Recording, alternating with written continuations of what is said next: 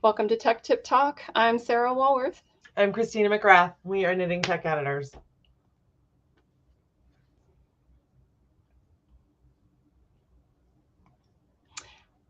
Today we have a very special episode, and we're so glad you guys are here. If you are here live in the comments, please throw your hello and where you're calling in from.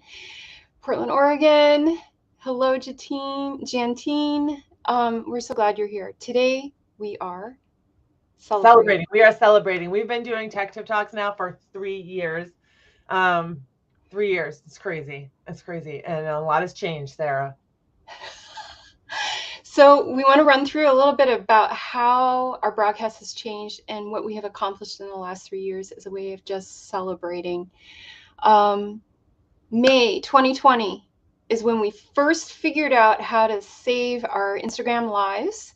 Right, because we were doing them like for a little bit, and we were like, I don't know, I guess we keep it. And we had a plan of what we wanted to talk about. We really wanted to answer all the questions everybody has always asked tech editors and related to knitting design and knitting pattern writing, and we did that. So the first ones that are like called Tech Tip Talks, we planned what we wanted to accomplish, right? And we kind of thought that'd be it. Like, we'll just do these lives, and it'll say what we think is important. But then we got all these questions, and I thought after we did those, and then we started making episodes about just the questions we were getting, I thought that was a lot of fun. I like answering the questions. And about a year later, in June 2021, we moved to YouTube. So great. We had so much trouble with the. We're so glad that we did this, and so because this format's great. Hey everyone, Arkansas, Minnesota, Chile, New York City, the Netherlands, Seattle. It's so glad to have you all here. And what we did on YouTube is we started to have truly inspiring conversations with our guests about what it is to work in the industry. A little peek is that we're going to be inviting a few of these guests that we've had into the live stream today to talk again with us and find out where they are. And then what happened in January of 2022? What did we do? We started our Patreon, which has really just been like, I think, our best decision yet. Like, our patrons and the community that we've created there has become like really special, and they truly make it possible for us to do what we're doing and support our work, and it's really great. It's super great. So. And while we were in the middle of all this, we said, it'd be really nice if I were a designer, I would want all this in one place. Oh yeah. Not have to watch a YouTube video, right? Not have to. No, I want it in a book. We would want it in a book, right? Well, why don't we do that then? Because that's what we would want. No problem. No problem. So we actually wrote the book first. And then we started talking to some people who had already been published in our industry and said, well, how do we get it published? And we wanted to know people's experiences. Did you like self-publishing? Did you like working with a publisher? What worked for you? We decided to submit book proposals to publishers we wanted to work with. It's been quite a journey, and I think it was a little more than we thought it was going to be, but I can't believe we're almost there. This is crazy. It's coming out like in November. So. Yes, and we're super excited, and I'll put down in the comments below how you can pre-order our book. It's pretty cool. And just as a little announcement, we're going to be doing a book signing in October at Rhinebeck in the Merit Book booth. We just announced that, and we'd love to see you if you're going to Rhinebeck. My first Rhinebeck, y'all. It's going to be so exciting. So everything that we've done has taken a village, from getting the support of our patrons, from the very first beginning, having you in our audience, having you ask us questions that stimulated conversations, to having our patrons support us through this broadcast, having our guests. Everything related to everything that we do is not us. It's for all of you, and to elevate the art of writing knitting patterns. So I guess we're gonna start now. Should we? Okay, this could get a little crazy right here because. Yeah, hey, and go kind. Like, this is the first time we've done something like this, so So thank you all for joining us live. And right now we're going to introduce and bring in all of our past guests that decided to come, that we invited to come back and join us and catch up with them. Hi, Courtney, Heather. Hi, everyone. Thank you for being here. All right, here we go, guys. Okay, how are we doing this? Is it go? Just go. You want me to do it? I'll do it. You made your order, so you do it. Hi. Okay. All right. Whoops. Oh, I have to scroll down. Natalie is here. Natalie! Who else? Who else did I not miss? Oh. Oops, is it not letting me? I think we were both clicking it at the same time. Look, everyone. Hi, everyone. This is so exciting. So today we are, we're going to interview each of you for a short time. We've got Erin, Sareena, Victoria, Jen, Natalie, and Jess. Thank you for being here, you guys. Welcome. Thank you for having us. Oh my God, we're so excited. This is so cool. We want to catch up. We want to find out what you've been doing because we know that a lot of you have really cool things going on and some things have shifted for you since the time we spoke. And what we want to talk about what you're loving in our industry right now. So we're really excited to talk about those things with you guys. But we have a guest that lives on the other side of the globe. And her name is Kat. And she couldn't join us live because I think it's like, is it the middle of the night there? Yeah, so we had to find time to meet with her outside of this, and we recorded a little chat with her. She was our second guest, so that's like over a year ago now, and it was really cool to catch up with her. So I'm going to go ahead and share that video of our little interview with her. Let me find it. We just wanted to touch base and find out what's new with you and what are you excited about now? Yeah, so I'm still editing, which is always a good thing. And I'm still designing as well. I picked up a bit more teaching stuff, so I'm trying to focus more on that this year. So we'll see how we go. Oh, cool. Well, you're so good. Yeah. Like your everything you put out is so good. You have so much interaction. Oh, thank you. There, you know. Yeah, thank you. Yeah, I fell off Instagram a little bit. It's been a little bit of a tough draw recently with the reels and stuff. I mean, like, I'm okay doing them, just take a long time. Yeah. So I lost the enthusiasm a little bit, but I'm trying to figure out how to like get back on the train just so I can keep talking to people because I miss sort of connecting with people, I guess. It's hard. That's the main thing. Yeah, it's really hard. It's hard. Instagram's super hard for me lately too. Yeah. I get it. What are you loving about our industry right now? It feels like there's a lot more indie dyers, which is nice. Just like, I know that there were quite a few when we last spoke, but there just more and more people keep popping up. And I feel like when we spoke last, it was like a newish sort of, not industry, but like part of the community. It feels like a lot of the people who are popping up around then have started maturing a little bit. And then there's like more and more people popping up now too. So that's been really cool. Awesome. As a designer, how has that shifted for you having more indie dyers available to work with their yarn? Like, has that changed how? Yeah. So it does mean that there's quite a few more people to work with. I have still been working mostly with magazines and stuff though. So that's been like, when you work with a magazine or a yarn company, usually they dictate a bit more like what the yarn's going to be, and it's a little less on the indie side, at least with the magazines that I work with, and more on the like commercial side. But it's nice to have a lot more options and stuff. Like whenever I do have an idea for something that I want to do myself, especially in Australia, because there's more and more people popping up here now. I think in the States it was a little bit more established when we last spoke, but there's the sort of dyeing community here is like growing, and so it's nice having options to like talk to people and stuff and see if we can work together. Yeah, it's really cool how the community is growing. Yeah, I think especially here actually, just because it felt smaller when I came back, and so it's nice to see things grow.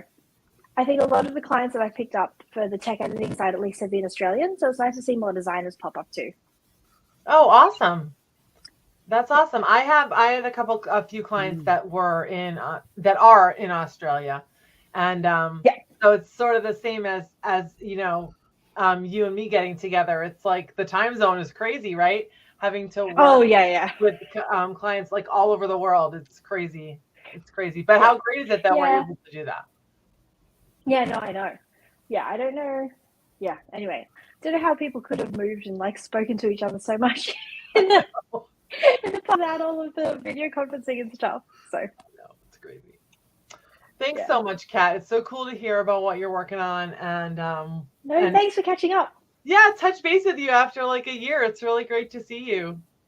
Yeah, and congratulations on your anniversary again. Oh, it's so fun. Yes. So the channel is great. So thank you for contributing so much to the community. Thanks, Kat. Thanks. All right. Woo! Yay, Kat! I need like cheering and applause after everyone.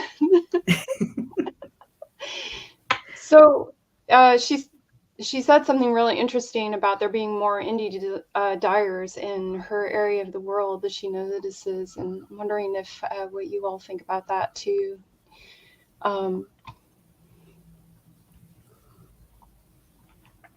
Anyway. Sorry, my hat's just gone again. I'm going to give up. I mean, I'm feeling bad. She made her own hat and it's so beautiful. And I'm like, hi. It's fine. I'm over it. More yarn in the world is always good though, right? More dyers means more yarn, which means more choice, more people putting forward their ideas and their inspiration. It's always good to have choice. It is. Our next spotlight is going to be Erin of Erin Designs. Go ahead and spotlight Erin. We find her. There she is. Hi, Erin. Hello. Thank you so much for having me. Oh, you're welcome. So, what are you excited about now? Well, it's funny. I talked to my friend this morning because I said, I don't know. I'm not excited about anything. So she asked me a bunch of questions and I wrote down some stuff because it turns out I am excited about quite a bit. Right now, I'm about to start getting ready to do the Maine Yarn Cruise for the 5th year. And that is think of like a bar hop, but for yarn stores. And it goes throughout the entire state of Maine. And so I've done that. This will be the 5th year and I'm really looking forward to it. There's a lot of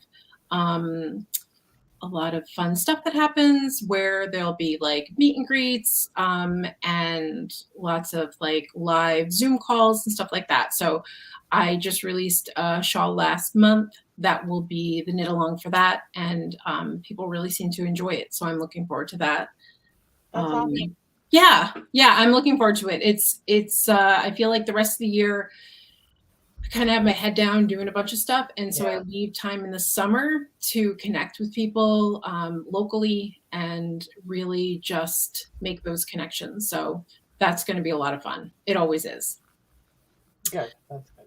I want to write more classes. I've been finding that this past year, there's been a lot of, it's just seemed harder. Sometimes, you have years where they just seem harder. So the designs didn't go as smoothly. It took a little more energy. So I've been leaning into that and taking care of that. So I'm looking forward to thinking about some of the other stuff that's going on that I want to add in. And so I leave 2 months in the summer where I don't release. And that allows me to kind of like catch up, get ready for the next season, all those kind of stuff. So I'm looking forward to figuring out what I want to add in my next season that I haven't already done or that has kind of fallen off and that I want to add back. And it can really help if you're really energized and excited about something, and sometimes if you're not, it's going to be harder to make a go of that. Absolutely. You have to have that like enthusiasm. Yeah. And I always have enthusiasm. So if it's waning, I know that something is off and I need to need to work on that. And I've been doing a lot of back end stuff, working on my systems.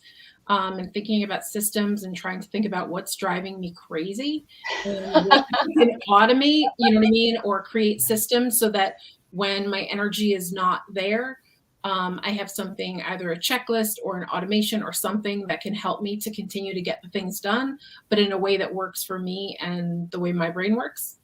Yeah, that stuff is key, because it's like when those things are bogging you down that like have to get done but are really hard to do, there's got to be a way to make it easier, Yeah. you know? Absolutely. Yeah, that's a great thing to do. Yeah. What do you is there anything else you're excited about, or can we ask our next question? I think that's all I had on my list. I want to hear, Erin, you've been in the industry for a while, and you are a moving force related to pattern design and graphic design and helping designers create patterns that are usable. And well, I think in that way you sort of see it from many perspectives, you know. Right. You sort of have like tentacles in all kinds of places, you know what I mean? So yeah. So what are you loving now about our industry? I absolutely love the community and the camaraderie that I've been finding. I feel like a lot of other industries are kind of cutthroat and they're trying to like step on top of somebody else to get what they want. Whereas I feel like our industry, we all help each other. We all are willing to share what we're doing and help other people if they're struggling with something.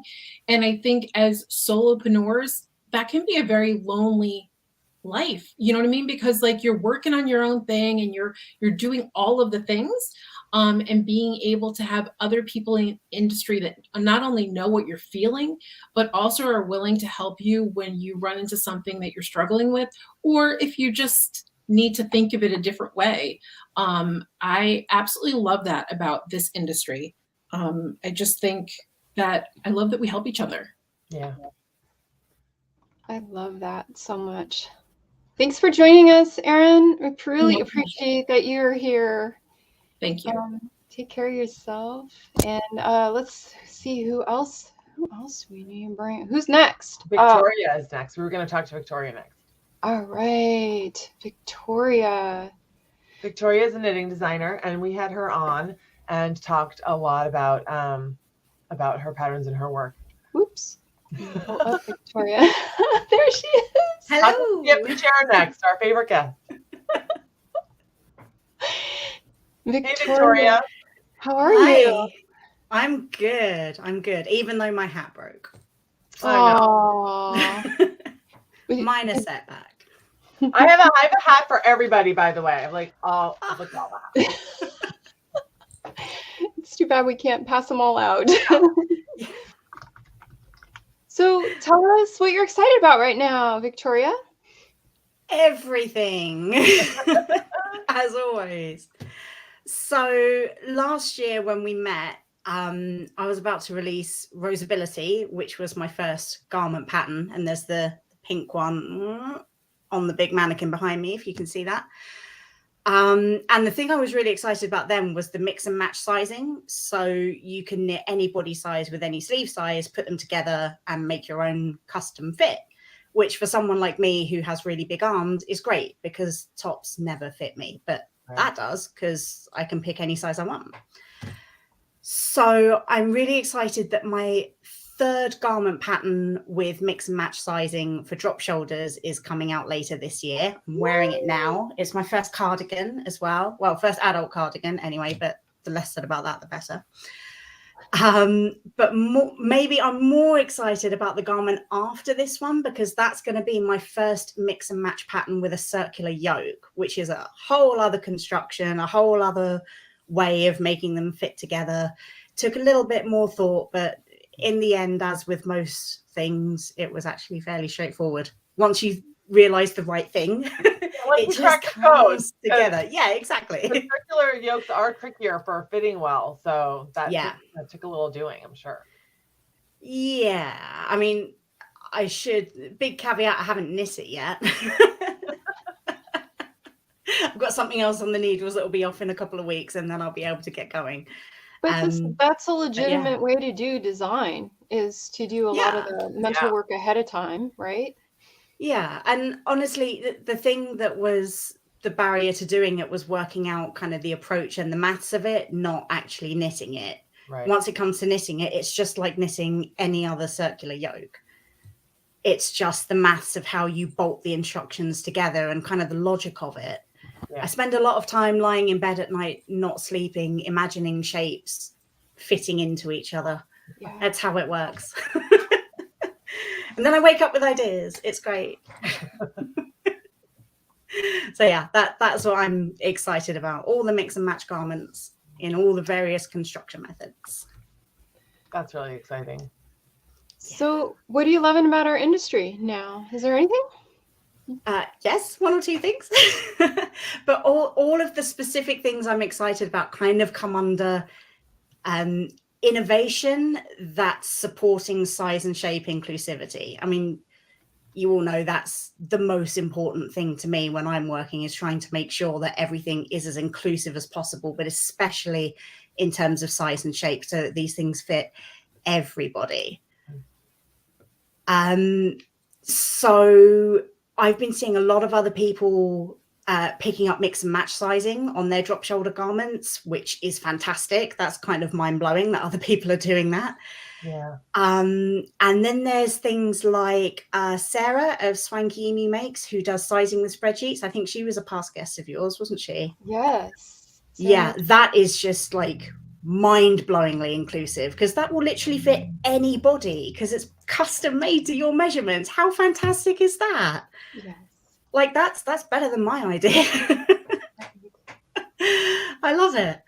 And then there's other designers like Jackie Badger, who's another British designer. All of her patterns have loads of instructions for getting a really good fit around the bust, especially for people with a larger bust, which is not me, but is something that is desperately needed because so many people can't get a good fit. And what is the other one I wanted to mention? Yes, Autumn Eden Goodman has put together this immensely detailed spreadsheet full of size inclusive designers.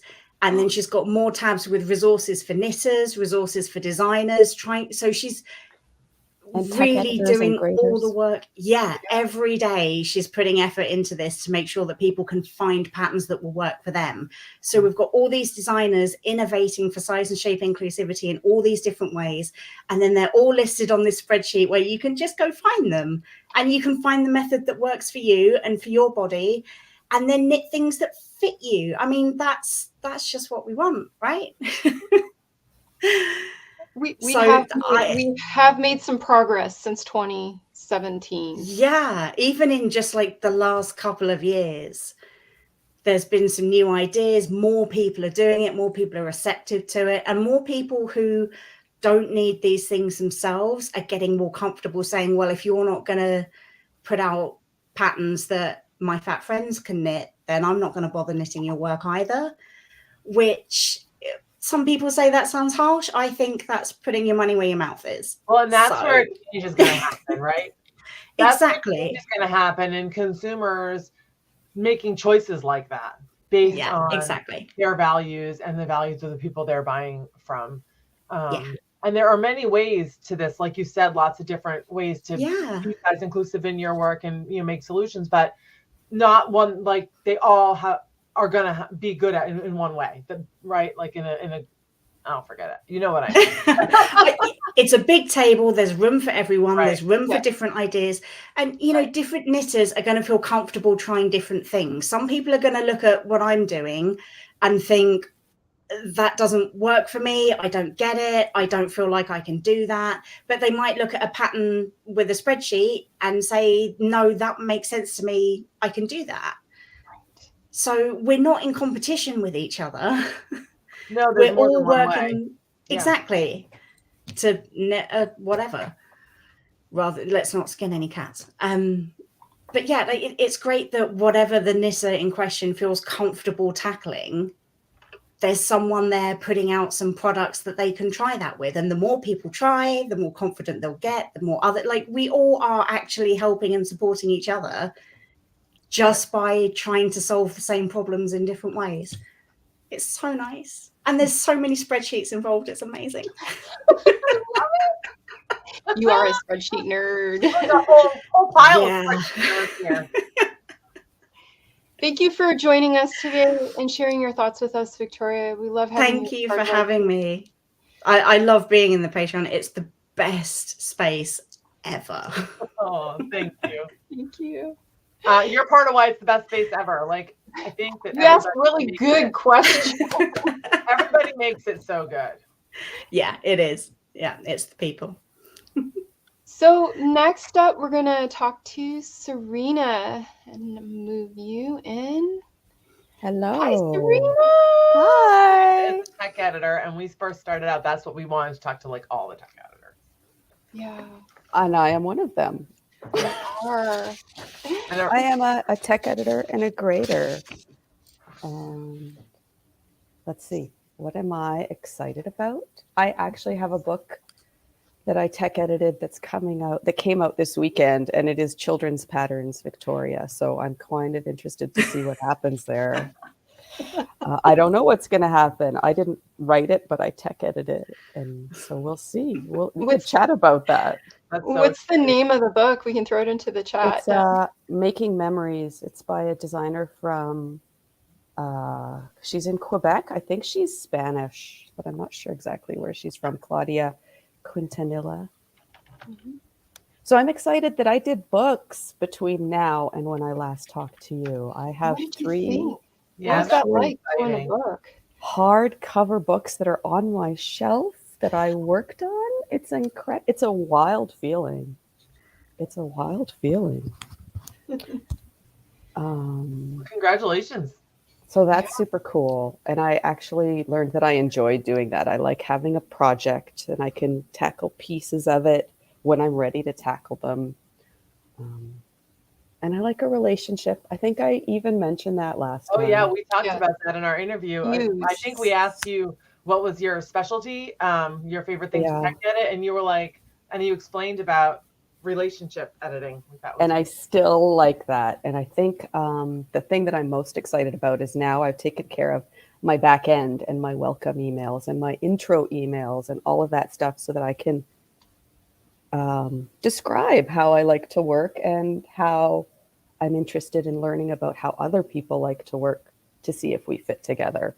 And so, yeah, I did some of those really boring kind of template-y things, but they make all the difference in the world. They're really, really super helpful. So yeah, I agree. That's that awesome. really worked for me. And I am loving the people that I have worked with, not the designers, but the tech editors, and this kind of a group of people that understand when I'm talking about crossback or arm side or ease. Those are our own special words that lots of people don't understand. Mhm. And I like geeking out about those just as much as I like geeking out about the spreadsheets.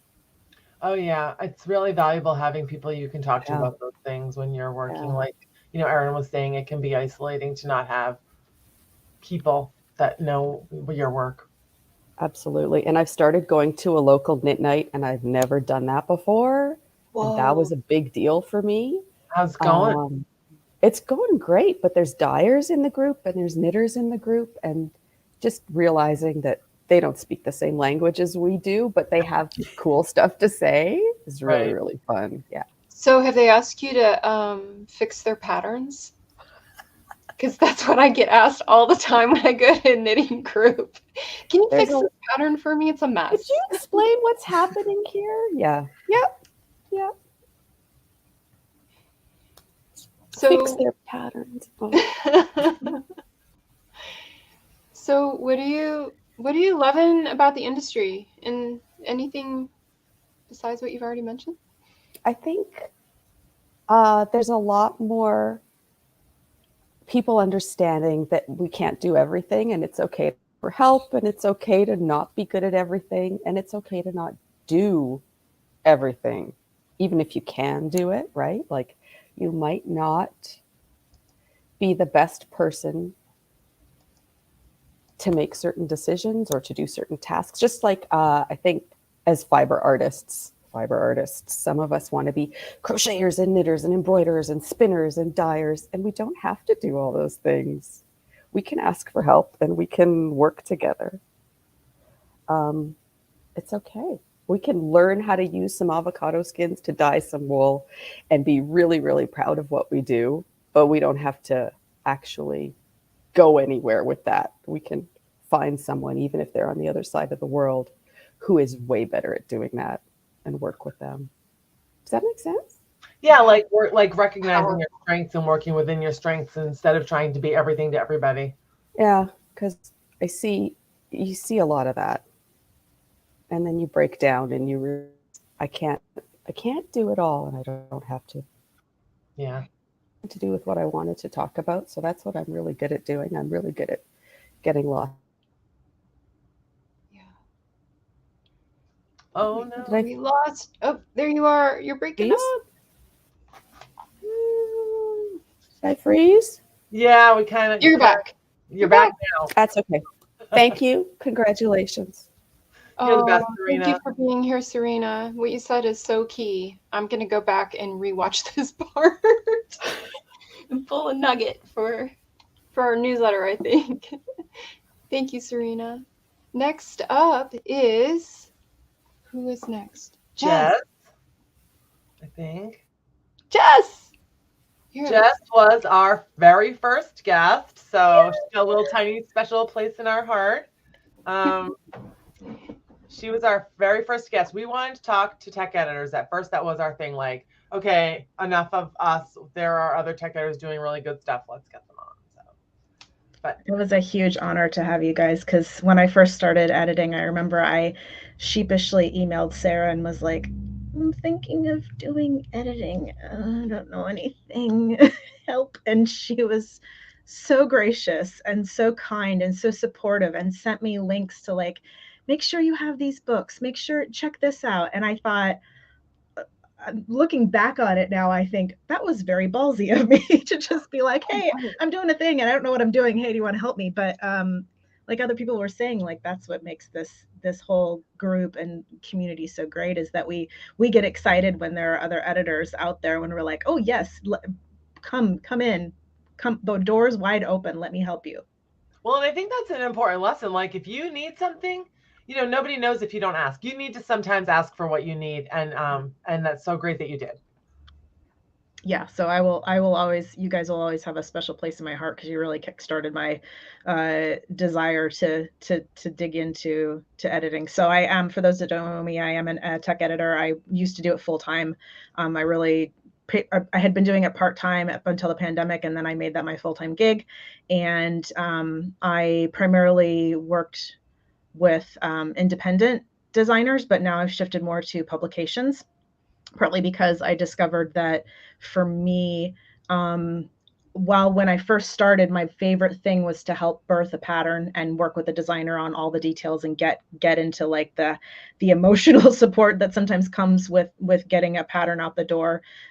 It was very challenging for me. It was very exhausting, because I had to flip a switch every time I worked with a different designer. And so I discovered that working for, even though I miss it a lot, working for publications was a little bit easier for me in terms of having a set schedule and a set like style sheet, you know, and being able to kind of plug myself into that set of work for an extended period of time. So I was able to work on 2 books recently, which was really fun.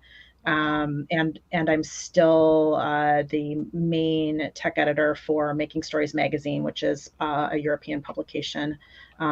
So yeah, I do miss working with my indie designers, and I occasionally will pop one in here or there when I have time. But primarily now I run a mill, so I don't have as much time for editing, unfortunately. So tell us more about that. Tell us how did you get into it?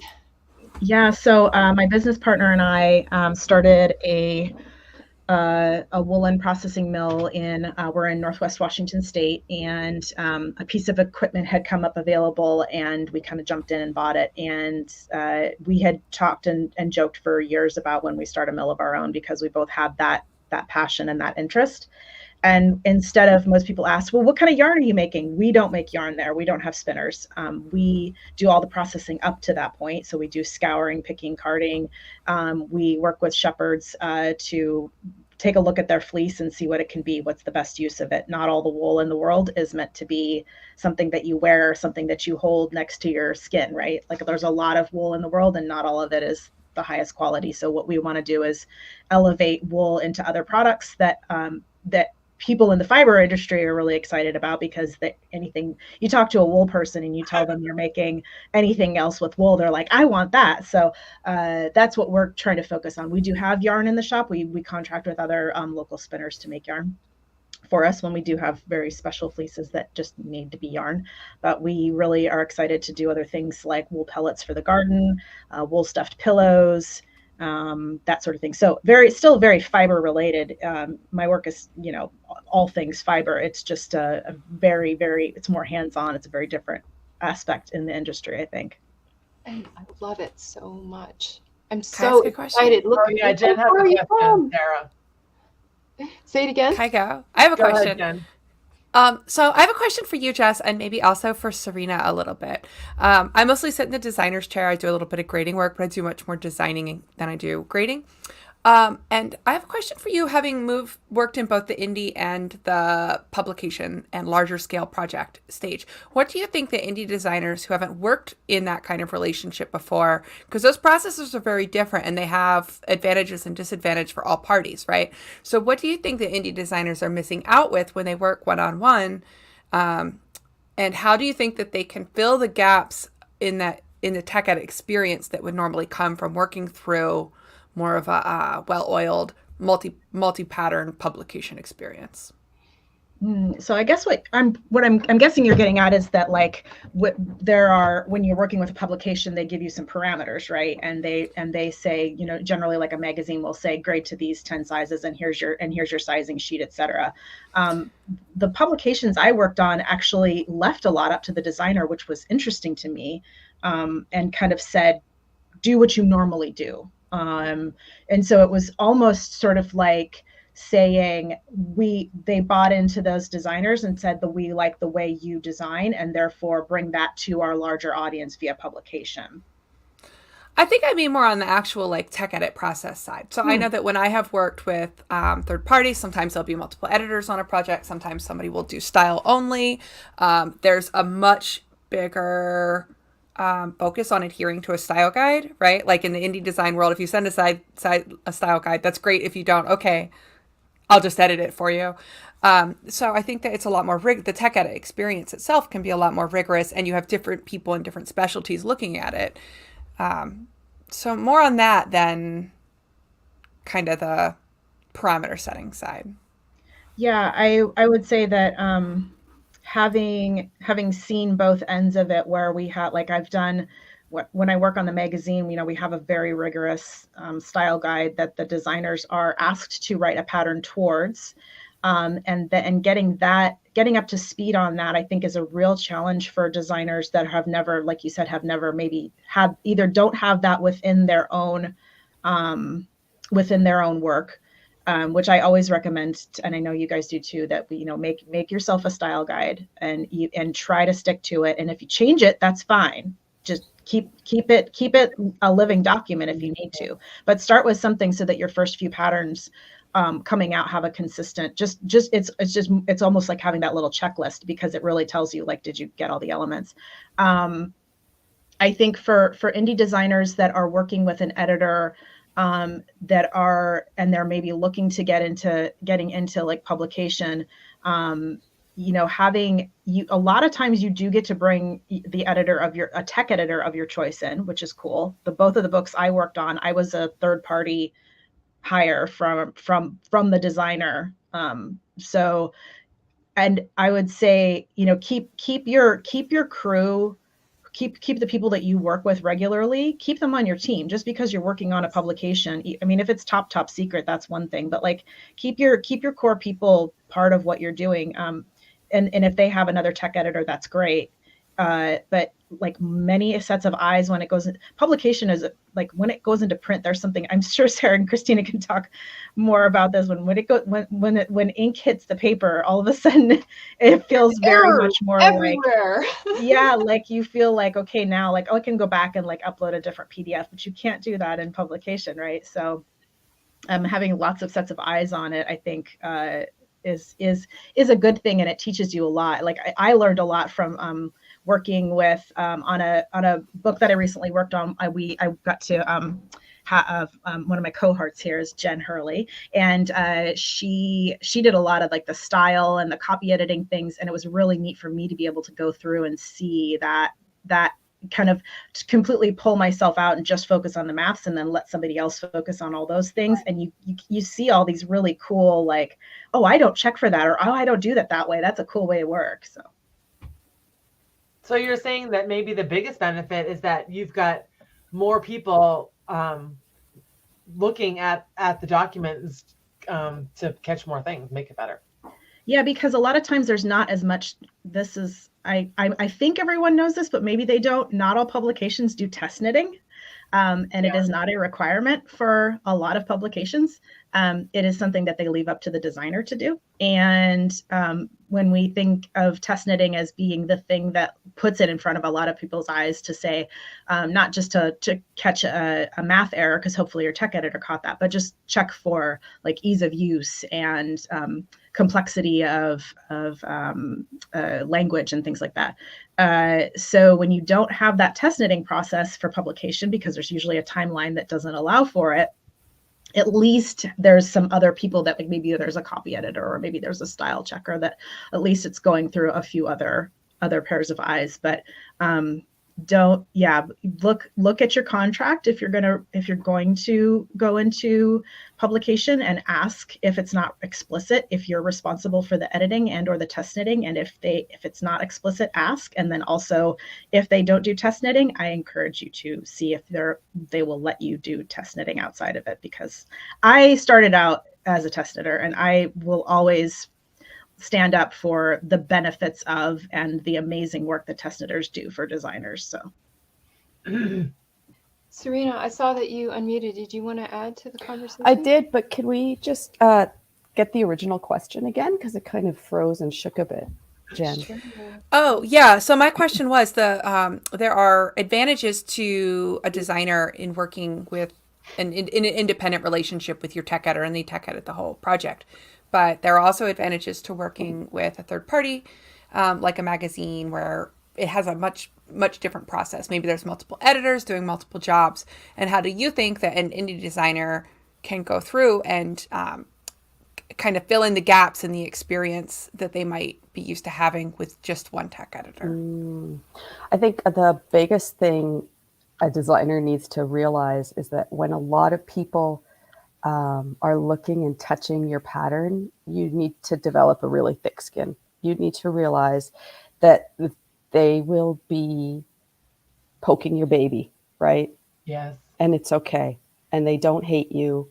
And they want you to do well, and they want your pattern to sell, and they want 1,000 people to knit it. But they will be poking your baby, and your feelings might get hurt. And it's work. A brave thing to be edited. I mean, I know as a tech editor, I have made comments, and people have said, well, the tester didn't like that, or my mother didn't have a problem knitting it, or my daughter said it's okay, or my sister said it's okay. And it's still the tech editor's job to point that stuff out. So, and it happens over a long period of time, right? You might have been designing a pattern for like 2 years, and it might not get published for another 2 years once it's with somebody who's dealing with a magazine or a book. Like, it takes a long time. And I have worked with the designer outside of the publication and a designer within the publication, and the relationship is, it's similar, but yeah, it's okay. We love you and we want you to do well, and it's not personal. That's the biggest thing. Especially with somebody's like on the other side of the world, you've never met them, and they've just like put a red line on your drawing. You don't know where it came from. It's okay. It's okay. Thank you, Sareena. That's beautiful. Jen, I'm going to put you back in the spotlight. Tell us what you're excited or what you love in the industry right now. I love the collaborative aspect of our industry. I think that getting when I see like a yarn company pairing up with a designer, especially an indie designer, and they work to put something out, that those are the things that it benefits everybody, because you're introducing those people's independent audiences to each other. And the more times we do that, the more connections we make, the more options you have, the more the easier it is for people to get traction. Like we were talking earlier about like the increase in indie dyers, and like and being an indie designer, getting traction it's a heck of a thing. Wow. And so being able to collaborate with some folks that and just say, hey, I'm doing this and I like what you're doing. Do you want to work together? That aspect is really exciting to me. I love that there's a lot of change happening in the industry. I feel like it's not as fusty as it used to be, and there's a lot more. Yeah, there's a lot more excitement for fresh ideas and fresh ways of thinking about not just like, yes, it's all knits and pearls, but there are still so many things we can do in terms of shaping. And so as we were talking about earlier, the size inclusivity thing with being able to like find like not there are lots of old patterns out there, and it'd be really great if designers had the time and the money to go back and rewrite those patterns. But if they can't, for whatever reason, there are so many new folks coming out doing really cool things. So focusing on what those folks are doing and supporting that, I think is the industry really seems to be, it's their voices have pushed the publications to be size inclusive, which I think is amazing. And it's not just a thing that's like an add-on now, like it's an expectation. And I think that's awesome. And I think from like, for me personally, because I'm less in the editing world and more in the fiber world, I'm really excited about the fact that people are asking those questions about where things come from, where are things made, how are they made, what are the source materials of what I'm using. I'm going to invest in a lot of time and effort into making this thing. And it would be cool if I could use something that was, didn't have to travel back and forth and get grown in Australia and processed in China and then sent to Europe to be dyed and then back over to here for me to knit. Right. Yeah. So the interest in farm yarns and in at least trying out breed specific yarns, I think that still has a lot of work to go, but that's my heart work, and that's the thing that I'm the most passionate about now and the most excited about now, is getting designers connected with people that are making tiny small batch yarn and encouraging people to say it's okay to find something similar. Here's the characteristics we're looking for, even if you can't get that specific yarn, but look for a local yarn. Keep those small fiber farmers in business, because they're disappearing, unfortunately. So yeah. Thank you for sharing, Jess. Thanks for being here. It's love to talk to you again. Thanks, guys. I appreciate it. Thank you for inviting me. Did a bunch of planting yesterday, Jess, and I got your wool pellets in all kinds of pots in my house and on my deck. And I got it down in my garden. So it's doing work. It's so cool. Our next spotlight is Natalie of Natalie in Stitches. Hi, Natalie. Natalie is a designer and educator, and we had her on and did a lot of talking about support for designers. Hey, Natalie. Hey, Natalie. Hello, Christina. Hi, Sarah. Lovely to see you. Thanks for coming back on the show. Tell us what you're excited about now, Natalie. Excited about my pilot course for designers, which is coming up to an end now. We're just in the final third of the drafting module, and we've just been working on raglan sleeves today. Ooh. And then the one after that is going to be one on pattern grading more from a designer's perspective, and just building up the problem solving skills for that. So it's seeing it as a more holistic thing, and letting their own designs inform the decisions they make when they come to realizing the patterns. So so it's been really, really exciting and very enriching as well. I mean, when I started off this pilot last autumn, I really wanted it to be the kind of thing that I didn't have when I started out as a designer 10 years ago. And the conversations are absolutely beautiful. Just inspiring people and then bringing in the knowledge that I have with my background in woven pattern cutting and tailoring has been really useful for certain pattern shapes that are used in knitting.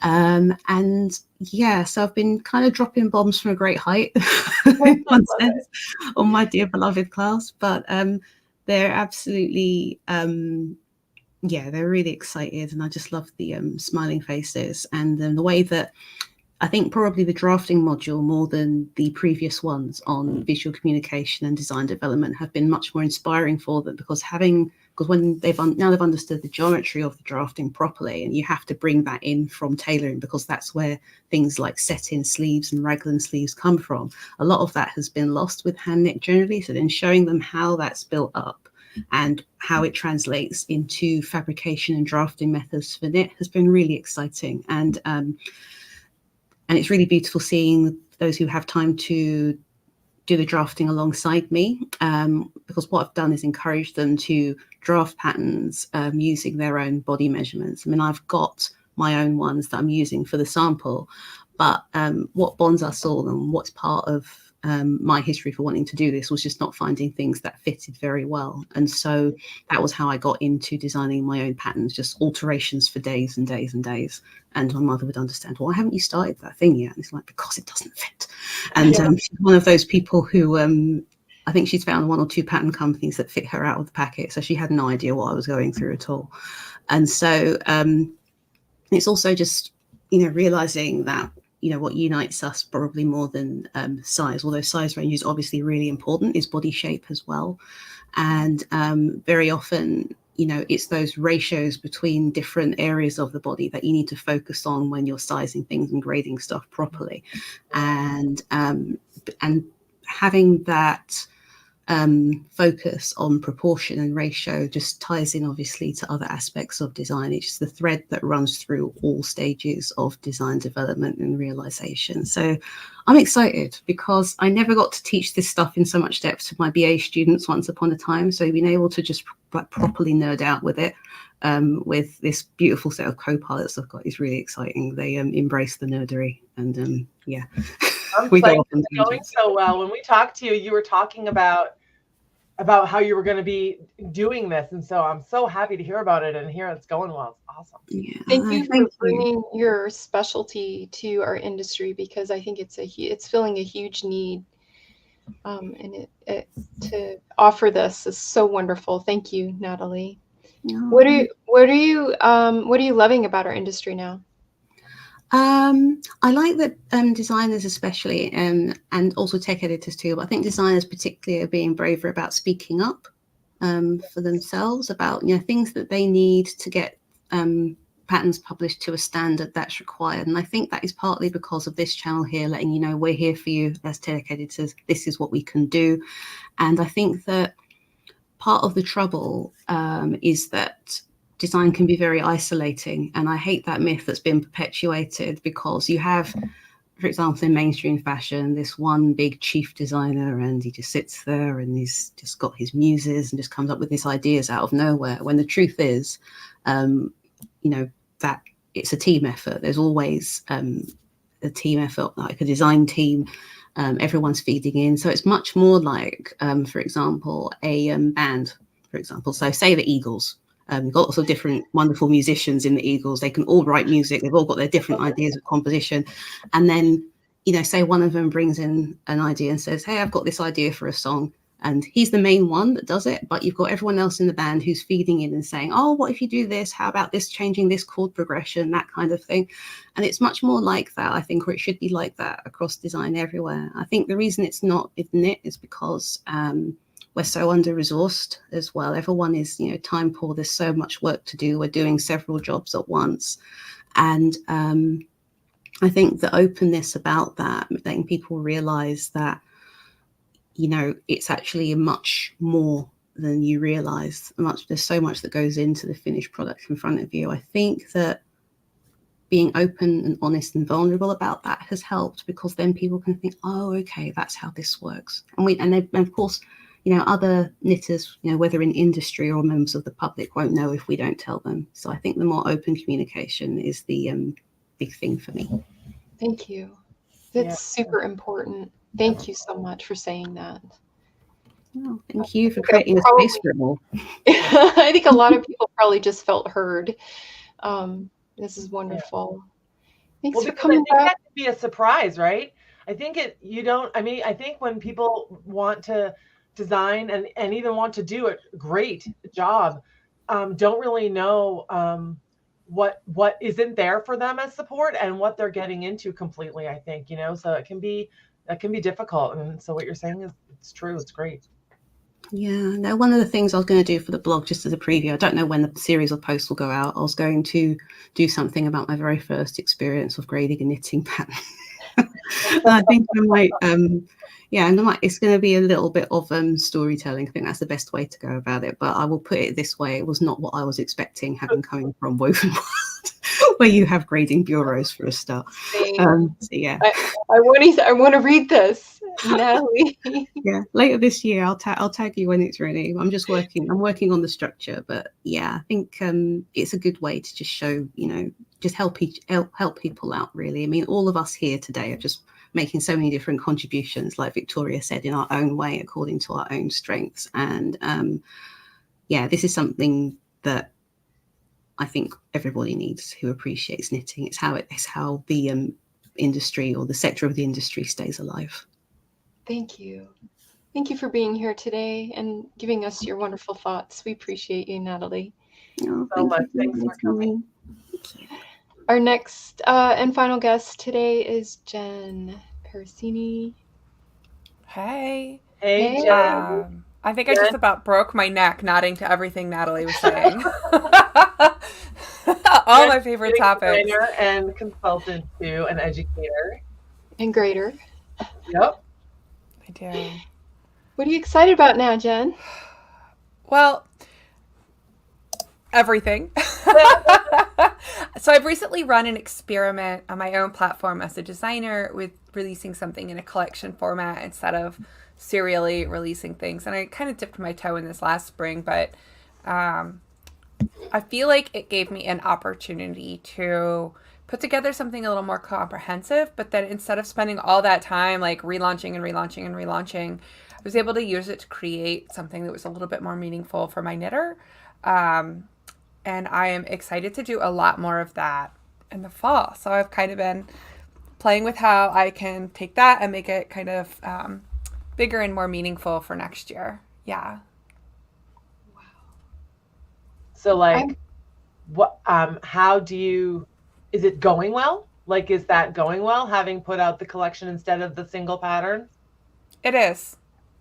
Awesome. It is. You know, I think that part of that is from, so I do a lot of marketing work too, right? And so I think part of that is because you've taken that yes/no decision that you're presenting to your customer and turned it to a or B decision if they want to participate in the collection. And of course, it's ABC because as part of it, there's also this free offering that I did with this one, which is the inspirational style guide that you can get if you're a part of my newsletter. Yeah. So there's multiple places to enter and to give people a place to participate, and they don't have to necessarily spend anything, but if they do, then they have some options. And because I do get part of my income stream comes through coffee, I can make recommendations that are kind of independent of my need with that style guide to make a lot of money on my own, right? So I can really recommend things like I can have like a fiduciary kind of role there where I'm an agent then for the knitter and able to recommend things that I feel wholeheartedly they'll like because I'm independently funded by my coffee supporters there. I love that you're taking this in a stance that's ethical and also giving options to your audience instead of yes, no, forcing a buying decision. and kind of Yeah. meeting their needs too. I feel like I have a really good relationship with the people in my audience, and like I know them. So it's not like I'm gonna send them something slimy because they'll like come to my online house and let me know. Right. Right? Like I know them and I want to treat them with respect and dignity. Yeah. That's really cool. What are you loving in our industry now? Like, I think that we are on the brink of a little bit of a sea change here. And the right word is not quite a desaturation in the designer space, but it is a tier segregation. You know, for many years now, we've seen 10 billion new patterns per year, and there's a lot of chaff for the knitter to sort through, frankly, in what is a worthwhile investment of their time and money and yarn.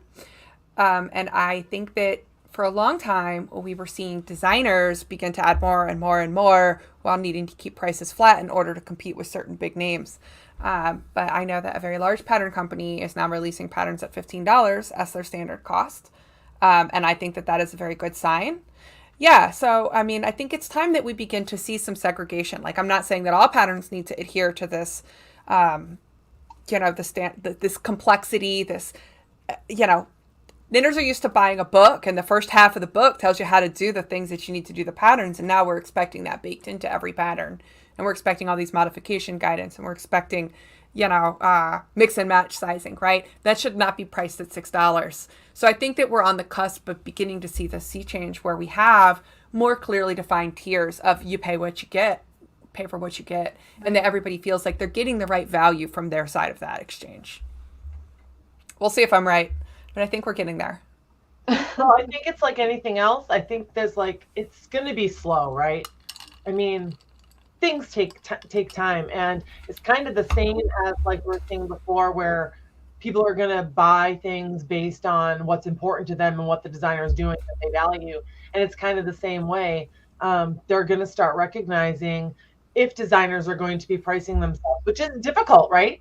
Like, it's not so easy, like you were saying, in a market where there are these complicated, difficult, good patterns for $8 to then go ahead and charge yours more than that. Like, it's a difficult step to take. So seeing that there's now being support for doing that is excellent. Yeah, I started releasing patterns just a few months before Tech Tips started. So y'all have been my partners all along. And I know that my peer group was having discussions in March of like how the most expensive patterns on the market were $9. And we were terrified to price at 10, you know, and I have always priced my adult garments at 12. And it's heartening to see that there are people who have influence in the market now who are moving in a more price inclusive stance that supports designers and the work that they do, not just in knitters who would like to save $3 on the total cost of their garment. Yeah.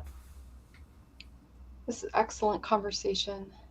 Thank you so much, Jen, for being here and for joining us. I'm going to bring everybody back up into the center here. Let's see how, there we all are. We did get one question in the comments for everybody, and I'm going to put it up. I don't want to block anybody's face out, so I'm going to just do this and see what happens. Oh, there we go. Look at that. This is a great question. If you guys all wouldn't mind unmuting and maybe giving us a couple sentence answer. Diana says, for everyone, what was the moment when you knew this was what you were meant to do? This was what you were meant to do. I can go first if y'all want to muse for a minute. I knew this was what I wanted to do when I despaired of doing anything besides knitting. I realized I didn't want to work in a store and I didn't want to work in an office, and I needed to stretch my proverbial creative wings and be the nerd that I was, which is like a fiber nerd. And my family still, I think, doesn't quite understand what I do. For sure. Who else? We can jump in? I can go for once. Yes. For me, it was when Rosability came out. I had a feeling before it came out that I was onto something good with that one. And then it came out and just blew everything else I'd ever done out of the water in terms of like just the sales of it, the reception everyone gave, how proud I felt of the work I'd done. And that's when I thought, okay, so this experiment has a very clear conclusion here. This is the specific thing I'm supposed to be doing. And the idea of let's design some accessories was just a step on the way. It's garments is where I'm supposed to be, for sure. For sure. Yeah. I think I released a few patterns before I realized that for me, it's like you can write patterns all day long, but until there's something of substance kind of behind it, there's a change that you want to see in the world. It's not, it doesn't have teeth. And so I think for me, it was like the first time I got, I don't think we swear here, grumpy on an Instagram live without doing my makeup. I do. It's terrible. You're allowed. Yeah. First time I got real salty on Instagram, and I was like, oh yeah, I actually have some strong feelings that thanks to therapy, I'm not afraid to talk about and make the core of my business model. Love it. And thank you for doing that. Yeah. I think for me, it was a culmination of all kinds of different things coming together. I've always been very drawn to sustainability, to purposefulness, to wearability, to all of those things. And I feel like between my designs being very wearable and my patterns kind of going to really making it an easy experience for people and doing something purposeful. Working in the design industry as a graphic designer before this for so many years, I was designing like ads for heating oil or like, you know, catalogs or books or whatever, but it was like selling something that didn't feel meaningful to me. It felt like I was going against kind of my beliefs. And I feel like what I'm doing now has purpose. Every single thing I do has purpose, and it's to making the world a more sustainable, more usable, more beautiful place and it makes things easier for the people that I help. And that is the kind of life that I want to live. I love it. Yep. Sareena or Natalie? Oh, that's amazing. That sounds really fantastic. I think I realized when I'd been a test knitter forever, like probably 1998, I was test knitting. And I was just myself when I talked to designers. And one of them said to me, probably not in 1998, but can I pay you for this? I need to pay you. How do I send you money? And I was like, but I'm just doing this. It's, to me, I'm just sharing, right, or helping or supporting. But yeah, it was actually a designer who was like, I need to send you money, like learning and doing more talking and being more confident. And I still don't think I'm very confident in what I do, but that's my person, that's not about anything else. Yeah, I hear you there. I hear you there. But I love it. Love it. Awesome. Natalie, you're up. Gosh. I bought so much time and I still don't have anything to say. I don't know. I mean, talk about what you were doing in 1999.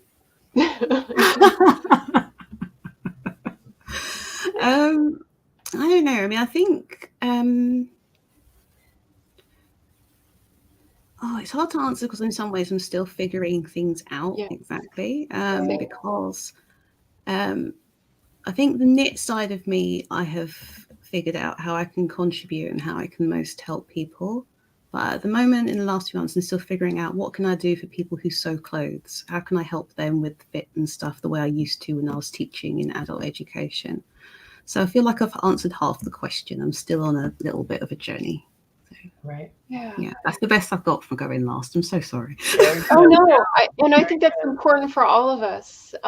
We started Tech Tip Talk 3 years ago because we were on a journey, and I feel like we're still all on a journey, and we're on a journey of this together is what I've taken away from our time together today. Don't you agree?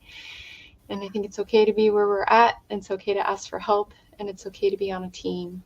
We don't have to do always be learning, and that's where like you know, the support of all of you and all of us is so valuable.